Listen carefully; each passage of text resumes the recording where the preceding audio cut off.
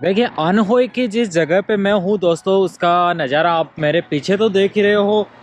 अक्सर लोग आपको ना ये दिखाने वाली सारी चीज़ें दिखाते हैं, लेकिन आसपास का इन्वायरमेंट है वो नहीं दिखाते हैं। तो मैं दिखाता हूँ, देखो दोस्तों क्या माहौल है इधर, कैसा यहाँ का इन्वायरमेंट है। तो ये देखिए, नॉर्मल सड़क है जो अभी व्यस्त सड़क है, और इसके उधर खेती बाड़ी है। यहाँ अभी सर्दियाँ ख़त्म नहीं हुई है, इस वजह से देखिए अभी सरसों के फूल आए हैं, सरसों का पकना अभी बाकी है।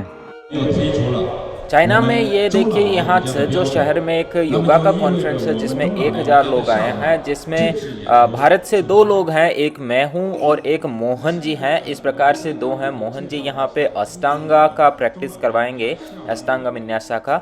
और अभी यहाँ से इनॉग्रेशन के बाद हम चलते हैं सूर्य नमस्कार का जो प्रोग्राम रखा गया है उसके लिए। यहाँ जो मैनेजमेंट है उन्होंने बसें प्रोवाइड की है, तो सब लोग यहाँ बसों में बैठेंगे और फिर हम चलते हैं, नज़ारा देखेंगे रास्ते का।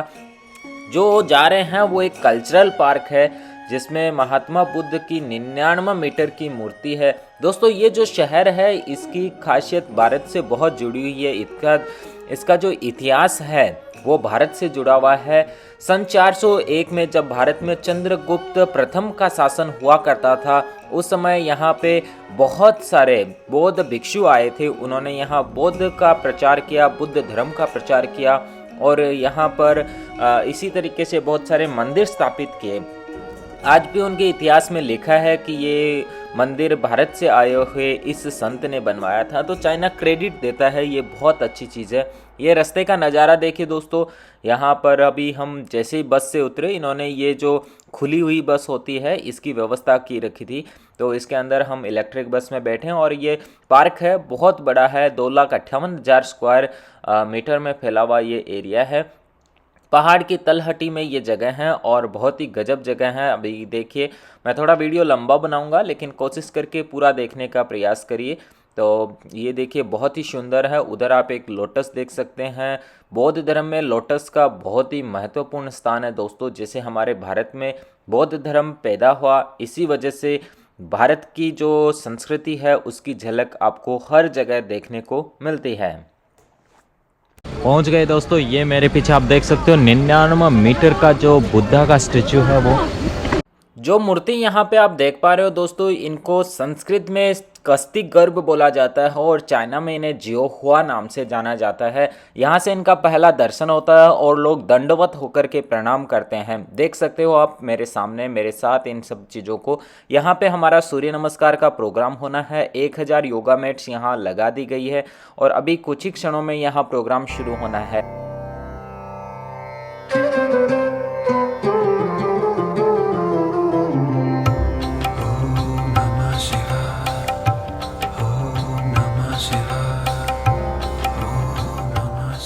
चीन में भारतीय योग का बहुत ही महत्वपूर्ण स्थान है। यहाँ पे सभी लोग योग करते हैं और योग को बहुत अच्छा मानते हैं। ये चीन की संस्कृति का एक अभिन्न अंग बन चुका है और यहाँ पे चीन में योग के संबंध में बहुत सारे अनुसंधान किए जाते हैं, बहुत सारे यहाँ रिसर्च की जाती है और नए नए प्रकार के यहाँ आइडियाज़ डेवलप किए जाते हैं और इस तरीके के इवेंट बहुत सारे होते रहते हैं।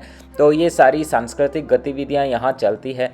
ये इवेंट ख़त्म होते ही यहाँ इन्होंने हमारे लिए स्पेशली वाटर शो आयोजित किया और यहाँ पे इनके पीछे आप जो देख पा रहे हैं ना, ये छोटी छोटी जो चमकीली गोल्डन कलर की जो आपको मूर्तियाँ दिख रही है अंदर, ये डांसिंग स्टेच्यूज़ हैं। और ये जैसे हमारे भारत में सरस्वती माताएं हैं या फिर जितनी भी हम हिंदू धर्म के रीति रिवाज से अपने कल्चर में जितने देवी देवता समझते हैं, ठीक वैसे ही बुद्धिस्ट कल्चर में चीन में देवी देवता होते हैं। और इसी तरीके से ये आज का कार्यक्रम हम संपन्न करते हैं और अभी यहाँ से चलते हैं। अगला जो वीडियो आएगा उसमें इस लोकेशन का पूरा भ्रमण होगा और उसके बाद मैं उस मंदिर लेके चलूँगा जो भारतीय ने यहाँ बसाया था और उसी की वजह से आज यहाँ पर बौद्ध धर्म का ये विशेष मठ और विशेष मंदिर बना हुआ है। तो मिलते हैं दोस्तों अगले वीडियो। कमेंट जरूर करिए और यार दोस्तों के साथ सब्सक्राइब शेयर सब कुछ कर दीजिए।